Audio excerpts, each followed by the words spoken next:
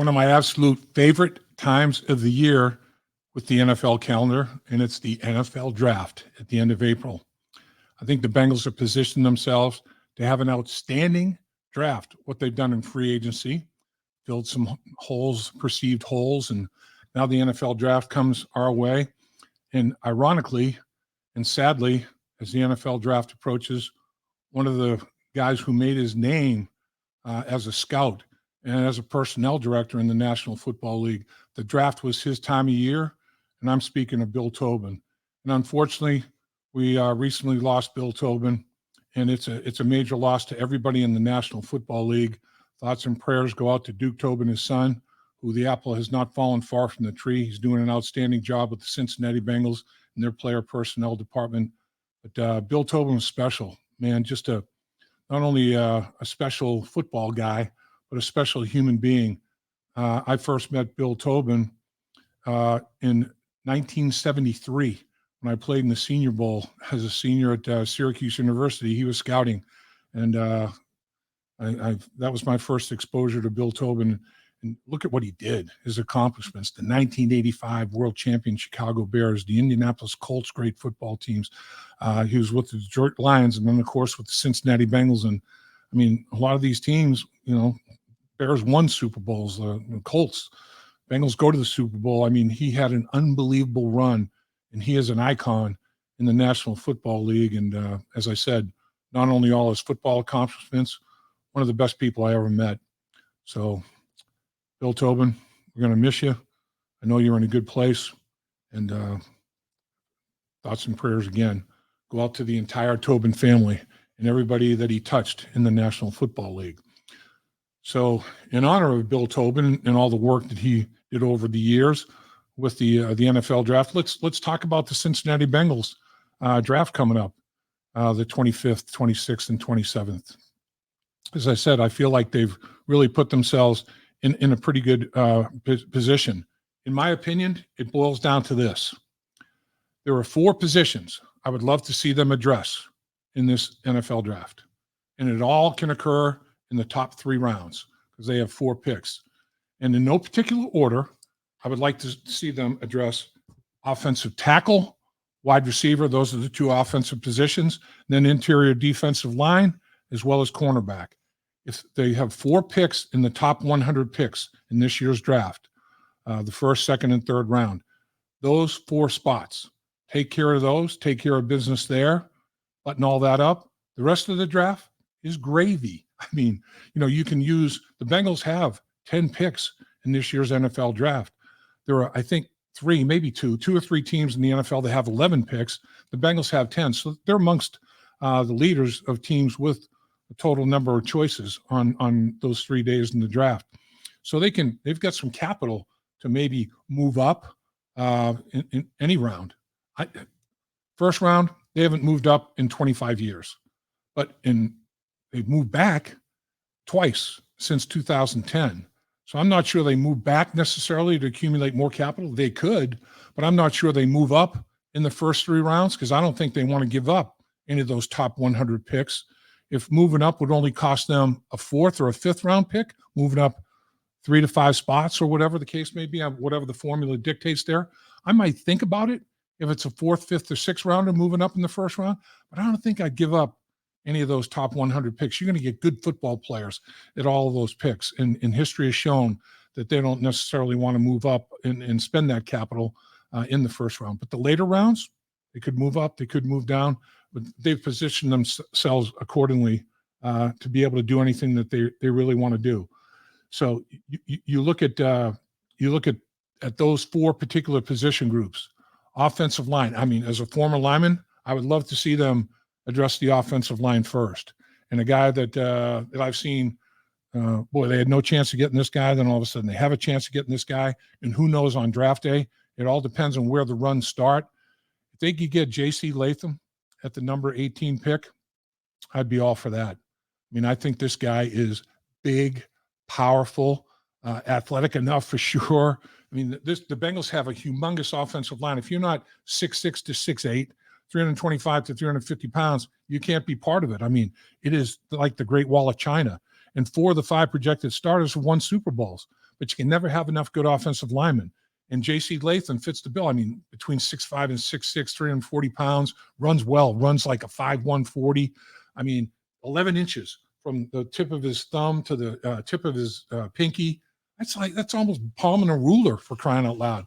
I mean, this guy has got 36-inch arms. He's got an 86-inch wingspan. I mean, that's over 7 feet. So these guys, long arms, very strong hands, can move. They bend at the knees, not at the waist. Some of them have a little bit more difficulty redirecting inside, but they handle the outside stuff extremely well. J.C. Latham changed the T for a P. I mean, maybe he's a long-lost cousin. Maybe he's a brother from another mother. Maybe I'll change the way I say my name. Maybe I won't say Lapham anymore. Maybe I'll say Lapham, like in honor of J.C. Latham. And he's J.C. Latham. I'll be D.A. Lapham. So, I mean, I'd love to see that big guy be drafted by the Cincinnati Bengals. There's no question about it.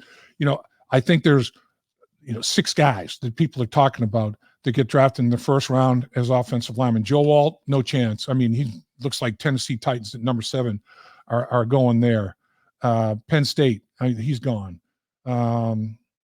Washington, Patano, he's gone. Waga, Oregon State, he's probably gone. In my mind, it comes down to 2 guys. J.C. Latham, or if he's not there, Amarius Mims, another behemoth, another guy between 6'7", 6'8", 320 pounds. I mean, extremely long arms, big hands, same deal, same measurements. Now, he's only got 8 college games and about 800 plus snaps on his resume. But Anthony Munoz didn't have that big a resume in terms of college snaps either. This kid, I'm not saying he's Anthony Munoz, but if you're in a laboratory and you're formulating offensive tackles and you're putting raw materials in this formulation, a guy like Mims would come out of the beaker, man. This guy is an NFL tackle specimen. And I think, some players have high floors, low ceilings, low floors, low ceiling. This guy has a high floor and a high ceiling. I mean, athletically, he's pretty stout. Now, with that said, if one of the defensive tackles, say Murphy, is there out of Texas at 18, you got to think about that genetic freak, well over 300 pounds, running like a 4.8 40 and bench pressing the world. I mean, this guy has got an explosive first step. He's going to control the line of scrimmage. He's going to penetrate. He's going to cause issues to people for a long time in the interior of that defensive line. So you'd have to think about him. But man, in my opinion, at the 18th pick, offensive or defensive line is the way to go. And then as nose tackle, if you don't go offensive line in the first round, maybe an interior defensive tackle in the second round. I mean, who might be there? Who might be in availability there? Looking at a compilation of drafts. Jenkins from Michigan, I like him. He might be there. Fisk from Florida State, he might be there. Smith from LSU. Jackson from Texas A&M. I mean, offensive line, first round, defensive line, second round. Okay, do you go wide? When do you go wide receiver? Second round, there's a lot of possibilities at the wide receiver position. There are over 40 guys that are draftable players at the wide receiver position, over 40 guys draftable players at the cornerback position. That's why, in my mind, every single round, you're going to have pretty capable players. There's supply and demand, a big supply, but there's a big demand on those positions. Anything throwing the football, quarterbacks, linemen protecting them, receivers running routes, cornerbacks covering those people, edge rushers. I mean, if an edge rusher slides, I'd go there as well. But wide receiver position in round 2, there's plenty of talent available there. If Coleman is there from Florida State, you got to think about that. Out of Florida, Pearsall. I mean, if he's there, you got to consider him as well. Round 3, out of Central Florida, Baker. I mean, that's a potential candidate. So there are wide receivers in the second and third round that you can take advantage of as well. And then cornerback. Okay, how many cornerbacks are there? I mean, every single round you can get a cornerback. First round, projecting close to a half a dozen. Second round, more than a half a dozen when you accumulate all these mock drafts. Fourth round, There's, over half a dozen more, 7 in the 4th round, 6 in the 5th round, 5 in the 6th round, 8 in the 7th round. There's going to be a cornerback. There's going to be talented cornerbacks at every position group. That's the thing about this year's draft. It's a very, very strong draft. Here in the last few years, haven't even had 32 players that warranted first-round consideration. I mean, some years 16, 20, 32. I mean, there'll be guys drafted early in the 2nd round that have first-round grades. I mean, it's a very, very good draft in terms of depth and being top-heavy. So it's all a matter of where does the run occur? Where does the run occur? Where does the run occur on offensive tackles? Where does the run occur on wide receivers? Where does it occur on corners? I mean, that's going to dictate a lot what happens at 18. And then the other thing that happens, quarterbacks, as we know, they're overdrafted. I mean, a lot of times they'll draft quarterbacks not for value, but because of need. I mean, they have to have it. And somebody that's rated 20 to 25 on the prospect ratings goes in the top 10 or the top 5 because he's a quarterback. Well, that's fine. It's the most important position you got. But then that affects the rest of the round. I mean, these guys, they get bumped up. Other guys get pushed down. And now there's a reverberation for a few rounds. It's like, there's a shift in where some of the players might go in terms of, instead of the end of the 1st round, now he's the top of the 2nd round. Instead of the end of the 3rd round, he's, 2nd round, he's top of the 3rd round. So, you have to take all that into account as well. So it's going to be very interesting, as it always is. I'm excited for this year's draft. I mean, there's many, many ways you can build a roster. And so we talked about Bill Tobin. He was a master roster builder, and he did it with multiple organizations. And his son, Duke, has learned the lessons of Bill Tobin very, very well. And that is veteran free agency. Then you have the NFL draft. Then you have college free agents after the draft. They'll be targeting those. That's another thing. I'd like to see them hang on to like a 7th round pick, because there's always going to be guys that are sliding. It's like, man, I'd like to be able to go after that guy as a college free agent. Well, have a 7th round pick to make a pick on that guy, and don't get in that bidding war for the college free agency. Then after college free agency, go back and see what unsigned veteran players there are still out in the street. You might be able to find an interior defensive lineman that you might be surprised to see who's still left out there after the college draft and the college free agency signing periods. So the Bengals aren't done yet. In fact, it's only the beginning. They did a good job in veteran free agency. Here comes the draft, college free agency after those 7 rounds of the draft. And then, again, veteran free agency, the 2nd round of that, before you start up your training camp. So it's a great time of the year. The Cincinnati Bengals, there's work to be done. There's no question about that. I think they're up to the task. I do believe that Duke Tobin has put together a group that can work together. They've got continuity and consistency in that group. They can complete each other's sentences.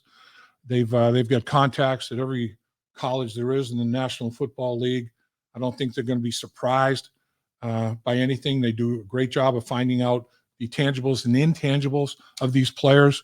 I think the Bengals are going to be ready for the draft as well as anybody, any team in the National Football League.